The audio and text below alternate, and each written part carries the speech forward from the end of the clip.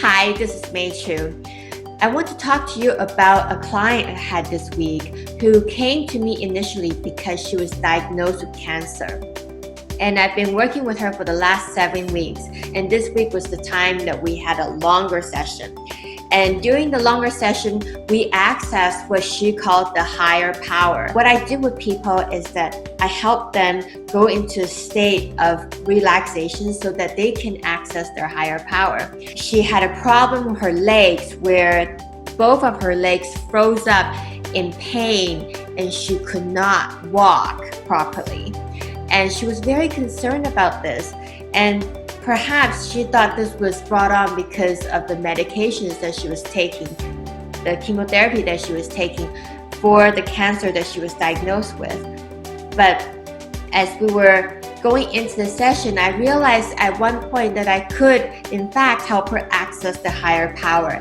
And when I did, I asked the higher power if she still had cancer in her body. And the higher power said, no, she's done with the cancer. So in order to help the client validate and understand that we tap into such a powerful source of healing, I asked the higher power if the higher power was willing to just take away the pain that the client was feeling in her legs and in her hands. And within 2 hours, she walked out of my office with ease. And she later shared with me that just a few days prior to our session, she went in to go get a biopsy done. And the doctor actually said, I couldn't do this biopsy because it's so small. I mean, this little lump could easily be missed, and it could be highly possible that in 6 months, we couldn't even see anything there on an ultrasound. So that was a very good news. But what was even more interesting was that when I was able to talk to the higher power, I wanted to help the client understand what is it like to transition from the physical to the non-physical. I mean, there are two things that are for sure in life, right? One is taxes and the other one is death. So when we are, in fact, having to deal with serious illnesses, of course, we start to think about our mortality. So I wanted to help her understand what exactly is mortality.